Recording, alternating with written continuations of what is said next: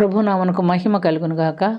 యోబు గ్రంథము 16వ అధ్యాయము 11వ వాక్యం మనం చదువుకుంటున్నాము. దేవుడు నన్ను దుర్మార్గులకు అప్పగించి ఉన్నాడు, భక్తిహీనుల వశమున నన్ను ఉంచి ఉన్నాడు. యోబు తన బాధను గురించి చెప్పుకుంటున్నట్టుగా మనం గమనిస్తున్నాం. దుర్మార్గుల కంటే అపవాదికి అప్పగించాడు దేవుడు. మనకందరికీ తెలుసు ఆ విషయం. ఎందుకంటే యోబుని గురించి దేవుడే సాక్ష్యం ఇస్తున్నాడు. నా భక్తుడైనటువంటి యోబుని చూసావా, అతడు దేవుని యందు భయభక్తులు గలవాడు, యథార్థవంతుడు, అతని వంటివాడు భూమి మీద ఎవడనూ లేడు అని దేవుడు సాతానుతో సాక్ష్యం ఇచ్చినప్పుడు సాతాను చెప్తాడు, ఊరికనే భక్తుడయ్యాడా, నువ్వు అతనికి సమస్తం ఇచ్చితివి, దాని చుట్టూ నువ్వు కంచె వేస్తివి, అతనికి సమృద్ధిగా భూమి మీద అతని చేతి పనిని దీవించితివి, అతడు ఏది చేసినా ఆశీర్వాదకరంగా ఉంటుంది కనుక ఆయన నీకు భక్తుడయ్యాడు. ఒక్కసారి చేయి చాపి వాటన్నిటిని తాకు, అన్నిటిని లేకుండా చెయ్యి, అప్పుడు ఆయన భక్తి నీకు తెలుస్తుంది అని చెప్తున్నాడు.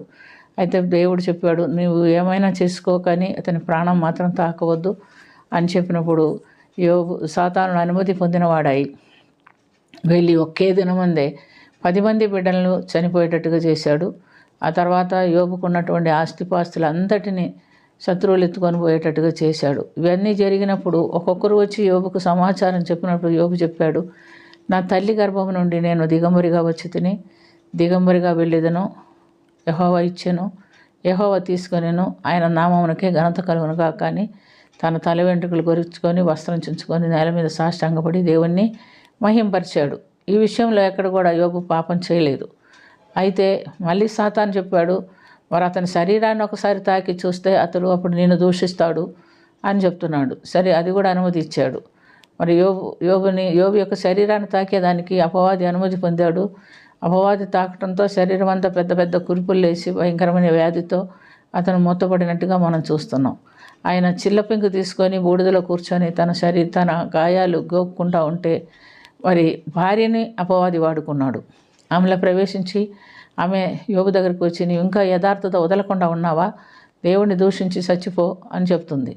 అయితే యోబు అన్నాడు, నువ్వు మూర్ఖురాలి వలె మాట్లాడవద్దు, ఏమీ మనకు అన్నీ మంచి ఇచ్చినప్పుడు అనుభవించాం కదా, మరి కష్టం వచ్చినప్పుడు కూడా అనుభవించాలి కదా అని ఆమెను గద్దించినట్టుగా చూస్తున్నాం. మరి ఈ విషయంలో యోబు పాపం చేయలేదు. మరలా 3 స్నేహితులు యోబును ఓదార్చడానికి వచ్చారు. ఓదార్చడానికి వచ్చినప్పుడు ఆ 3 కూడా అపవాది వాడుకున్నాడు. ఆ 3 కూడా యోబును అర్థం చేసుకోలేకుండా యోబు మీద నేరం మోపాలని చూసినప్పటికీ యోబు ఏ విషయంలో కూడా లోబడలేదు.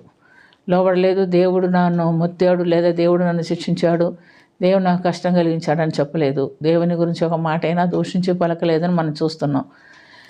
ప్రియమైనటువంటి దేవుని బిడ్డలారా, మనం కూడా ఉన్నాం ఈ లోకంలో. చిన్న కష్టం వచ్చినా దేవుడు నాకు కష్టం పెట్టాడు, దేవుడు నన్ను శోధిస్తున్నాడు, దేవుడు నాకు ఇబ్బంది పెట్టాడు, నాకు పరీక్ష పెట్టాడు అని చెప్పుకుంటూ ఉంటాం. కానీ దేవుడు యథార్థంగా ఎవరిని శోధించరు అని మనం చూస్తున్నాం. ఎందుకంటే సాధారణంగా మనుషులకు కలిగిన శోధన తప్ప మరి ఏది మనకు సంభవింపదు. అయితే శోధనలో నిలబడగలిగే ఉపాయం కూడా ఇస్తానన్నాడు.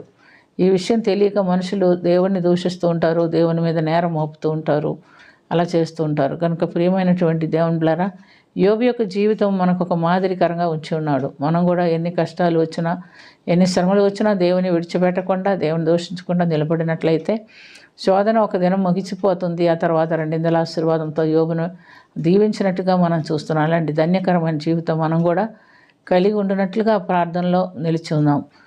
ప్రేమ కలిగిన తండ్రి, కృప కలిగిన ప్రభు యేసు రక్షక, మీకు వందనాలు. ఈ యోబుకు సమస్తం ఇచ్చావు. సాతాను ముత్తినప్పటికీ యోబు నిన్ను దూషించలేదు ప్రభు. అందు నిమిత్తమై నువ్వు యోబుని మరలా దీవించావు. మా జీవితాల్లో కూడా మేము నీ కొరకు సాక్షులుగా నిలబడినట్టుగా మమ్మల్ని నిలబెట్టుకోమని, దీవించమని, కరుణించమని యేసుక్రీస్తు పుణ్య నామమున అతి మిక్కిలి వినయంతో అడిగి వేడుకొనుచున్నాము తండ్రి. ఆమేన్.